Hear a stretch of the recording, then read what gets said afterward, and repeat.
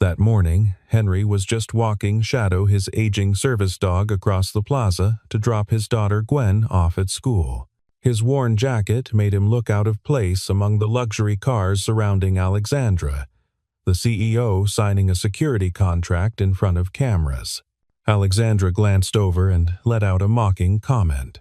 The crowd erupted in laughter. Henry stayed silent until Shadow stopped short, growling low. A man pulled a gun from the crowd, and every laugh died instantly. The morning had started like any other. Henry woke before dawn, the habits of his former life still governing his routines even years after leaving the service. 5:30 every morning, he checked the leash, running his fingers along the nylon webbing for frays or weak points. He inspected Shadow's paws for signs of arthritis, watching for the subtle flinch that meant the old dog was in pain. At 10 years old, Shadow was well past his prime for active duty. The muscles that had once rippled beneath his dark coat had softened with age. His muzzle was graying, and sometimes he needed a moment to stand after lying down for too long. But those instincts, the ones that had saved lives in combat zones halfway around the world, were still sharp. Henry knew it, even if he rarely acknowledged it anymore. He'd trained Shadow himself, back when they were both younger, both serving in a canine unit that operated in places civilians didn't hear about on the news. They'd been a team, synchronized in ways that went beyond commands and obedience. Shadow had been his partner, his early warning system, his lifeline. Then came the incident that ended both their careers. An operation gone wrong, politics and blame, sealed files that Henry wasn't allowed to discuss. The military had thanked him for his service and shown him the door with a handshake and a pension that barely covered rent. Shadow came with him, at least. Retired from active duty, but still carrying the skills that had made him invaluable. Now Henry worked construction when he could find it, picking up day jobs that paid cash and didn't ask too many questions. He avoided crowds when possible. Crowds meant questions, recognition, people who might remember news stories from years ago. Henry didn't want anyone recognizing him from his days in uniform. Didn't want to explain why a decorated handler was living paycheck to paycheck with a daughter to raise alone. But today, the plaza was unavoidable. Gwen's school bus stop sat on the far side, tucked behind a row of office buildings that had been renovated for the city's ongoing downtown renewal project. The normal route, quiet side streets that Henry preferred, was blocked for construction. Orange cones and barriers had appeared overnight, forcing pedestrians to detour through the main plaza. The detour would add 20 minutes they didn't have. Gwen's bus didn't wait for anyone, and missing it meant Henry would have to walk her the full 3 miles to school, making him late for the job he'd lined up for the day. So Henry tightened his grip on Shadow's leash and moved through the gathering crowd with his head down, his daughter's small hand tucked safely in his other palm. Gwen trusted him completely. At 7 years old, she'd seen enough of the world to know it wasn't always safe, but she believed her father could handle anything. Henry carried that trust like a weight, determined never to let her down the way life had let him down. He'd taught Gwen one rule above all others. If you see danger, you stand behind me. She'd nodded solemnly when he first told her, her wide eyes taking in the weight of his words. She was 7 years old, but she understood that her father wasn't like other dads. She'd seen the scars on his arms, heard him wake from nightmares he never explained. On the far side of the plaza, Alexandra stood beneath a banner emblazoned with her company's logo, a sleek shield design that promised protection and innovation. She was launching SmartGuard, a new crowd security system that used artificial intelligence and predictive analytics to identify threats before they materialized. The technology represented 3 years of development and $30 million in investor funding. The press loved her. She embodied success, sharp suit tailored to perfection, confident posture honed through years of boardroom battles, a smile that never wavered even when the cameras stopped rolling. She'd built her company from nothing, Or at least that's what the profile said. The truth was more complicated, but Alexandra had learned to control her narrative the same way she controlled everything else in her life. She hired the best people, paid them well, and expected flawless execution. Her rise through the tech industry had been meteoric, fueled by smart investments, aggressive marketing, and an instinct for what clients wanted before they knew they wanted it. But success had come with blinders. Alexandra rarely left her controlled environments, boardrooms, luxury hotels, private cars with tinted windows. She'd stopped seeing the world the way most people experienced it. Her perspective had narrowed to profit margins and market share, and somewhere along the way, she'd forgotten that security systems were meant to protect real people, not just generate revenue. Beside her stood Ingrid, her public relations director, whispering reminders into her ear. Everything has to be clean. No mistakes. The investors are watching the live stream. Carter, the head of security, stood with his arms crossed, surveying the perimeter with the calm arrogance of someone who believed his systems were flawless.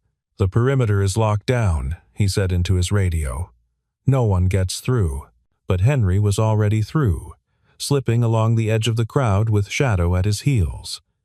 A security guard stepped forward, hand raised. "Sir, you can't be here. This is a private event." Henry gestured toward the far side of the plaza. "I'm just passing through with my daughter. School bus is over there." The guard hesitated, but Carter's voice crackled through his earpiece. "Get him out of the frame. We can't have anyone ruining the shot." Alexandra turned at the commotion, her gaze landing on Henry and his worn jacket, the old dog limping slightly at his side. She didn't see a father trying to get his daughter to school. She saw a disruption, someone trying to get attention, maybe even looking for a handout.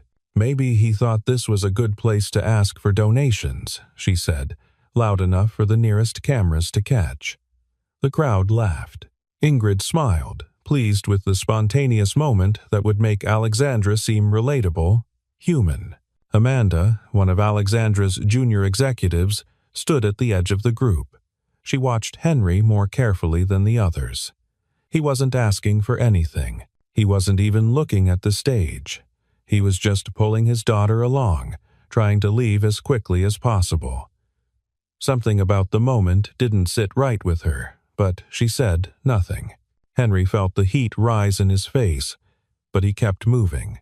He wouldn't give them the satisfaction of a reaction. He wouldn't let Gwen see him angry or humiliated. But Shadow had stopped moving. The dog's ears were up, his body tense, his nose working the air with sharp, deliberate sniffs. Henry glanced down, recognizing the shift immediately. Shadow had detected something. Not food. Not another animal. Something wrong. Carter approached, flanked by 2 guards. "Sir, I'm going to have to ask you to leave the area. For your own safety." Henry's jaw tightened. "I'm trying to. Just let me get to the other side. Not through here. Go around. That'll take 20 minutes. My daughter will miss her bus." Carter's expression didn't change. "Not my problem." Shadow barkled, low and steady, the sound rumbling from deep in his chest. Henry's hand moved instinctively to the dog's collar, fingers brushing the short fur at his neck. It was a gesture so subtle that no one else noticed, a signal from their years of working together. Shadow responded immediately, his growl cutting off as he shifted his weight, redistributing his stance into something more controlled, more ready. His eyes scanned the crowd with the methodical precision of a trained detector. Not random fear, but focused assessment. Henry followed the dog's gaze and saw him. A man standing 30 feet away, half hidden behind a cluster of bystanders who were watching the stage presentation. His posture was wrong too stiff, shoulders held in a way that suggested something concealed. Too focused on angles rather than the spectacle everyone else was watching. His hand rested near his waistband, and his eyes weren't on the stage where Alexandra was speaking. They were measuring distances, tracking exits, calculating sight lines. Henry had seen that look before, in places where tension preceded violence. The man's weight distribution was off, suggesting he carried something heavy on his right side. His jacket hung awkwardly, bulging slightly where it shouldn't, and most telling, his attention kept drifting to a specific area near the stage, not Alexandra herself, but the technical equipment zone where cameras and computers processed the demonstration. Henry turned back to Carter. "There's someone in the crowd. I think he's armed." Carter blinked, then let out a short laugh that carried more contempt than humor. "You're trying to tell me how to do my job? I've got 20 years in private security, a team of 12 professionals, and a perimeter that's been locked down since 6 this morning. I'm telling you to check the man in the gray jacket, 10 o'clock from the stage. We've already swept everyone who came through the checkpoints. Bag searches, metal detectors, background checks for anyone with credentials. There's no threat here that we haven't accounted for. Then he got in before your perimeter, or he's got credentials. Either way, look at him. His positioning is wrong." Carter's expression hardened. "I need you and your dog out of this area. You're creating a distraction, and you're making my team nervous. If you don't leave voluntarily, I'll have you escorted out." Ingrid stepped closer, her smile tight and professional, but her eyes were cold. "Can we please handle this quietly? The cameras are still rolling, and our investors are watching the live stream. Any disruption right now could cost us millions in contracts." Henry's frustration spiked, but he forced it down. Getting angry wouldn't help Gwen, wouldn't help anyone. He pulled his daughter closer, shifting his stance so his body was between her and the man he'd spotted. Shadow's muscles coiled tighter underneath his coat, the dog's entire body vibrating with tension. Henry felt the leash strain against his palm, the nylon cutting into his skin. The man, Otis, though Henry didn't know his name, yet moved slightly, his hand drifting toward his waistband. His eyes flicked toward the stage, but not at Alexandra. He was watching someone else, someone moving through the crowd near the technical area where the equipment was set up. Henry's mind worked quickly, pulling from years of training. This wasn't random. The positioning was too deliberate. If Otis wanted to target Alexandra, he'd be closer to the stage, not angled toward the equipment. This was something else. A distraction, maybe. A way to create chaos while someone else moved unseen. Shadow lunged forward, the leash jerking in Henry's hand. The dog's bark shattered the polite murmur of the crowd, sharp and commanding. Heads turned. Carter spun, his hand moving to his radio, and then Otis pulled the gun. The metal caught the morning light, a flash of chrome that turned every head in the plaza.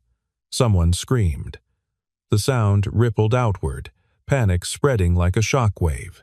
The crowd surged backward, bodies colliding, people stumbling over each other in their desperation to escape. Alexandra froze. For the first time in years, she had no script, no plan, no control.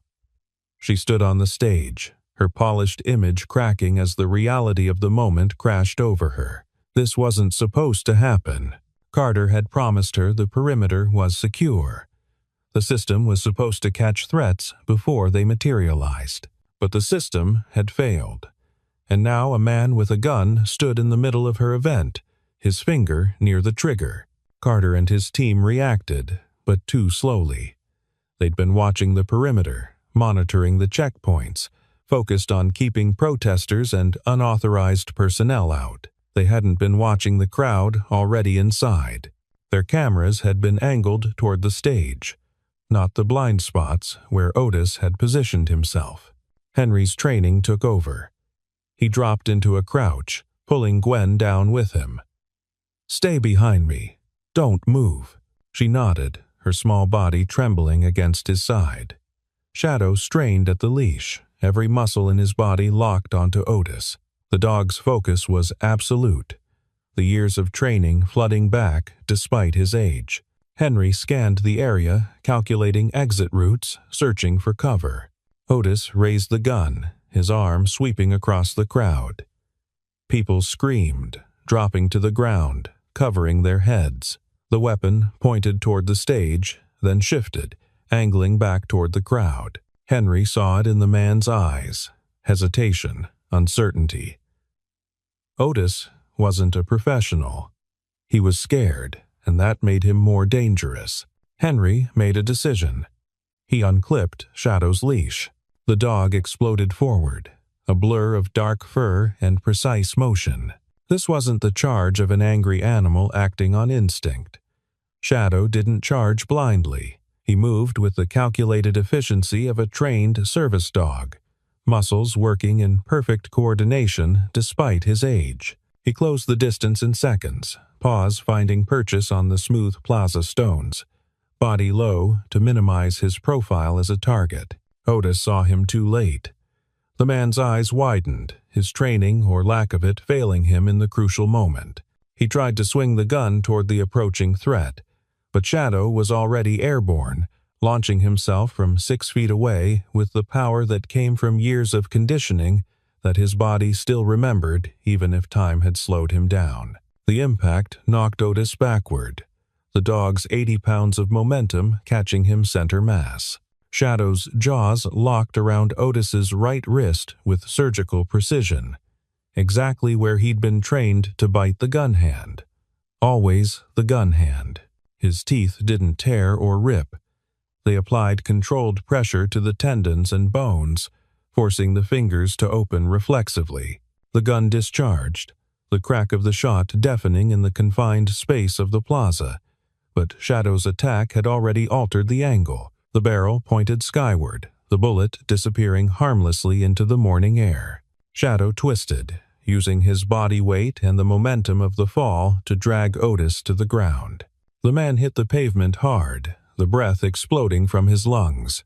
Shadow maintained pressure on the wrist, his teeth never breaking skin but applying enough force to prevent any chance of Otis regaining control of the weapon. The dog's training was absolute: hold the threat, prevent escalation, wait for the handler's command. The weapon clattered across the pavement, skittering to a stop 15 feet away. Henry was already moving, his body responding before his conscious mind fully processed what Shadow had done.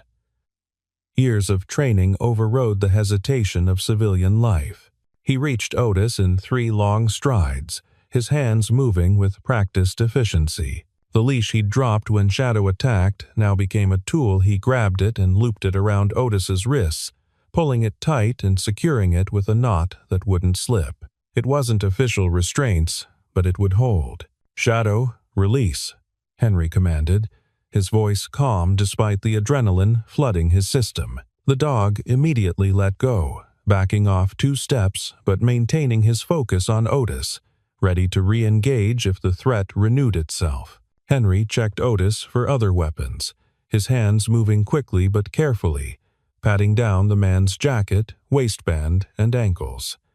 He found nothing else, just a wallet and a phone. He kicked the gun further away, putting more distance between the weapon and anyone who might try to reach it. Carter and his team finally reached them, weapons drawn, shouting commands. But it was over. Otis lay pinned beneath Shadow, his hands bound, his face pressed against the concrete. Alexandra stood frozen on the stage, her eyes wide as she watched the scene unfold. The man she'd mocked, the man she'd dismissed as a nuisance, had just saved her event, possibly her life, and his dog, old, limping Shadow, had moved like a weapon. Then the police arrived, and everything shifted again.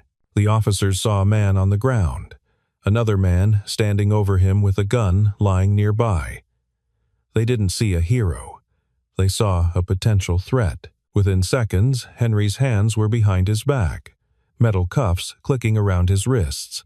"Wait," he said, his voice calm despite the adrenaline flooding his system. "I'm not the shooter." I stopped him, but the officers weren't listening. They were following protocol, securing the scene, separating potential suspects. Gwen screamed, reaching for her father as Amanda grabbed her, pulling her back. "Dad!" Gwen's voice cracked with panic, tears streaming down her face. "It's okay, sweetheart," Henry called back, his voice steady even as the officers pushed him toward a patrol car. "Just stay with the nice lady. I'll be right back." Shadow barked, trying to follow, but a handler grabbed his collar, pulling him away. The dog resisted, his claws scraping against the pavement, but he was old and tired, and the handler was strong. Alexandra watched it all unfold, her mind struggling to process the disconnect between what she'd seen and what was happening now. Henry had saved them.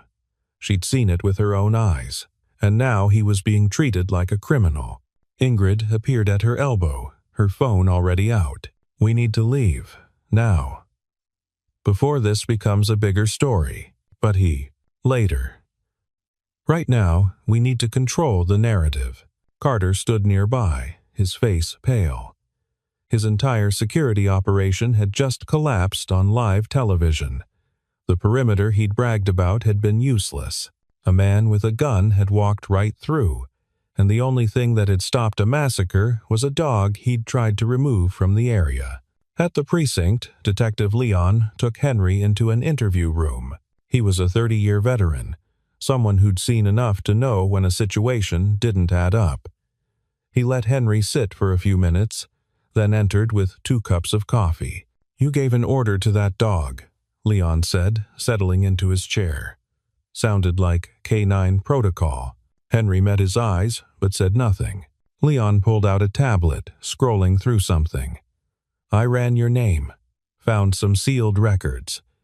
Military service, K-9 unit, honorable discharge, but the details are locked. Then you know I'm not a threat. I know you're trained. I also know you were removed from active duty. What I don't know is why." Henry's jaw tightened. "That's in the past." Leon studied him for a long moment, then nodded. "The witnesses are all saying the same thing. You stopped the shooter. Your dog took him down clean. No excessive force, textbook restraint. I've seen trained officers who couldn't have done it better. Then why am I here? Because we need to figure out what happened, and because there are people out there who want to turn this into something it's not." While Henry sat in the interview room, Alexandra stood in her office, staring at the television. Every news station was covering the incident. Some were calling Henry a hero. Others were questioning why he'd been at the event in the first place, speculating about his motives. Ingrid paced behind her, phone pressed to her ear. "We need to get ahead of this. Issue a statement. Something about thanking the brave citizen who assisted our security team." Alexandra turned sharply. "He didn't assist our team. He saved us because our team failed. That's not the story we're telling. It's the truth." Ingrid's expression hardened. "The truth is bad for business. We're launching a security product. If people think our systems don't work, they don't work." Alexandra's voice was quiet but firm. "A man walked into our event with a gun, and we didn't catch him. Henry tried to warn Carter, and Carter dismissed him. We don't know that. I was standing right there. I heard it." Ingrid opened her mouth to argue, but Amanda stepped into the office, her face tight. "Henry's daughter is asking for him. She won't stop crying." Alexandra felt something twist in her chest. She remembered the little girl, the way Henry had pulled her close, shielding her with his body. She remembered the fear in the child's eyes as her father was dragged away in handcuffs. Where is she? Downstairs with building security. Alexandra grabbed her coat. "I'm going to the precinct." "Alexandra, that's not. I'm going." She paused at the door, looking back at Ingrid. "And find out everything you can about Henry. I want to know who he really is." At the precinct, Alexandra had to use every bit of her influence to get past the front desk. When she finally reached Leon, he looked surprised but not displeased. "Miss Reed, didn't expect to see you here. I need to speak with Henry. He's being processed. Should be released within the hour. I want to apologize." Leon raised an eyebrow. "For what?" Alexandra hesitated, then said, "For not seeing him." Leon studied her for a moment, then nodded. He's in room 3. I'll give you 5 minutes. Henry looked up when Alexandra entered, his expression guarded. His hands were no longer cuffed, but he still looked tense, coiled like he was ready to react if needed. "I'm sorry," Alexandra said before he could speak. "For what I said. For not listening when you tried to warn us. For everything." Henry's expression didn't change. "I don't need an apology. What do you need?"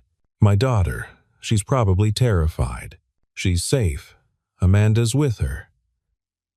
Alexandra sat down across from him, her polished composure cracking. "Your dog was hurt. Not badly, but he's limping worse than before. I've arranged for a veterinarian to see him." Henry's jaw tightened. "I can't afford. It's covered. Please." For the first time, Henry's guard dropped slightly. "Why?" "Because you saved my life. And because I owe you more than money can pay." Leon appeared in the doorway. "You're free to go, Henry. We've got Otis in custody, and he's talking." Henry stood, then paused. "What's he saying?" Leon's expression darkened. "That's the interesting part. He's saying he was paid to cause a distraction, not to hurt anyone specifically. Someone wanted chaos at your event, Miss Reed. The question is why?" Alexandra felt her blood run cold. "We're checking the security footage now. But if he's telling the truth, someone used the panic to get access to something they shouldn't have." Back at the company headquarters, Carter reviewed the footage with a sinking feeling in his stomach. During the chaos, while everyone was focused on Otis and the gun, someone had entered the technical area. They'd been visible for less than 30 seconds, but that was enough. The prototype security system, the one Alexandra had been demonstrating, was gone. Along with it, the proprietary code and the contract documents. When Alexandra returned to her office, Carter was waiting with the news. Her face went pale as he explained what they'd found. "Who had access?" she demanded. "That's what we're trying to determine. The cameras in that area went offline just before the incident." "Offline? That's not a coincidence." Amanda appeared in the doorway, tablet in hand. "I pulled the access logs. There were only 3 people with clearance to that area during the event. You, Carter, and Clinton." Alexandra's stomach dropped. Clinton. Her vice president of operations. The man she'd passed over for promotion 3 months ago. The man who'd been vocal about his disagreements with the new security system, calling it overpriced and unnecessary. Where is he now? Amanda checked her tablet. He left the building 20 minutes ago. Said he had an emergency meeting with a client. Leon arrived within the hour with a warrant. They traced Clinton's movements through building security and cell tower data. He'd left the plaza during the chaos, heading to a storage facility on the outskirts of town. By the time police surrounded the location, he was already inside, attempting to transfer the stolen data to an encrypted drive. The arrest was clean. Clinton barely resisted, his confidence evaporating the moment he realized he'd been caught. In his car, they found communications with Otis, payment records, and a contract with a rival security firm willing to pay millions for Alexandra's proprietary technology. But there was more. Clinton hadn't just wanted the technology.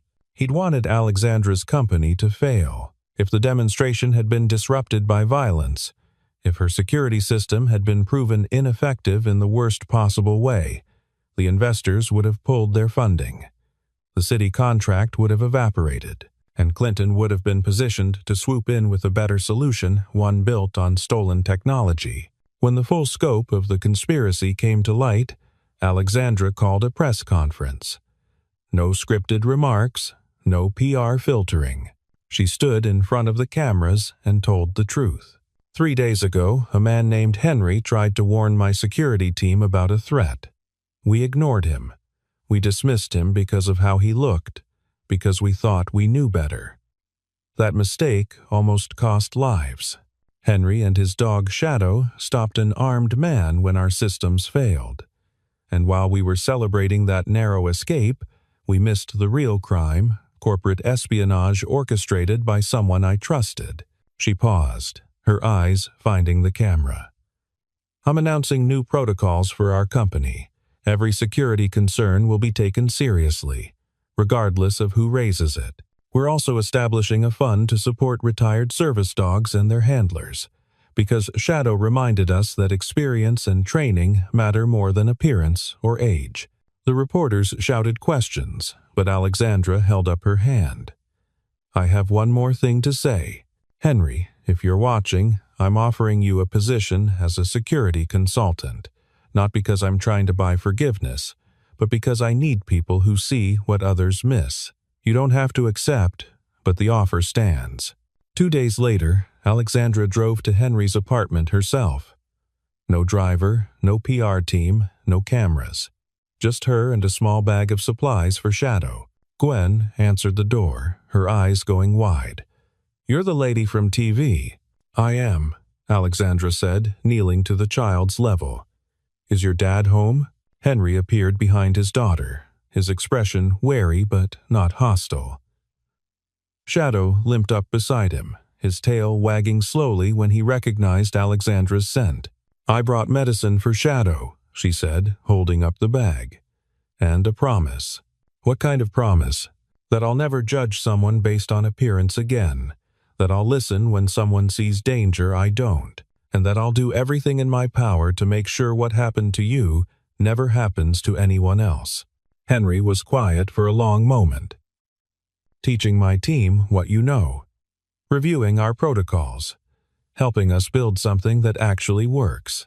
I have a daughter. I can't work long hours. Flexible schedule. Remote work when possible. Whatever you need. Gwen tugged on Henry's sleeve. Can we keep Shadow if you work for her? Henry smiled. The first genuine smile Alexandra had seen from him. Shadow's retired, sweetheart. He's staying with us no matter what. Then you should say yes. She seems nice now. Alexandra couldn't help but laugh. Now? You were mean before, Gwen said, matter-of-factly. But Dad says people can change if they want to. Henry met Alexandra's eyes. Do you want to change? Yes, she said simply. I do. 3 weeks later, Henry walked across the same plaza where it had all begun. This time, Alexandra walked beside him, and Gwen skipped ahead with Shadow on his leash. The dog moved slower than before, his service days truly behind him, but his head was high. People recognized them. Some waved, others smiled. A few approached to thank Henry for what he'd done. He accepted their words with quiet grace, never making himself the center of attention. When they reached the far side of the plaza, Gwen turned back, looking at the spot where Otis had pulled the gun. Are bad things going to happen again, Dad? Henry knelt beside her. Sometimes. But that's why we pay attention. That's why we help each other. Like you and Shadow helped? Exactly like that. Alexandra watched them, feeling something shift in her chest. She'd built a company worth millions, climbed to the top of her industry, commanded respect from powerful people.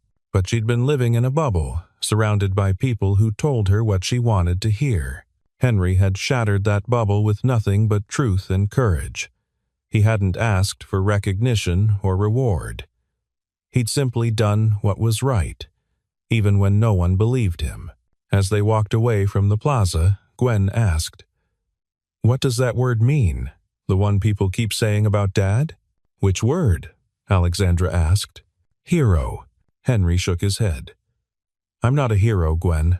I just paid attention when others didn't. But Alexandra knew better. She'd learned the hard way that heroism wasn't about grand gestures or perfect appearances. It was about seeing danger and stepping toward it. It was about protecting the vulnerable even when it cost you something. It was about standing up for what's right, even when the crowd is laughing at you. Shadow looked up at Henry, his dark eyes full of trust and contentment. The old dog had one more lesson to teach the world that worth isn't measured in youth or strength, but in wisdom, loyalty, and the courage to act when it matters most. And in a world obsessed with image and status, that was a lesson everyone needed to learn.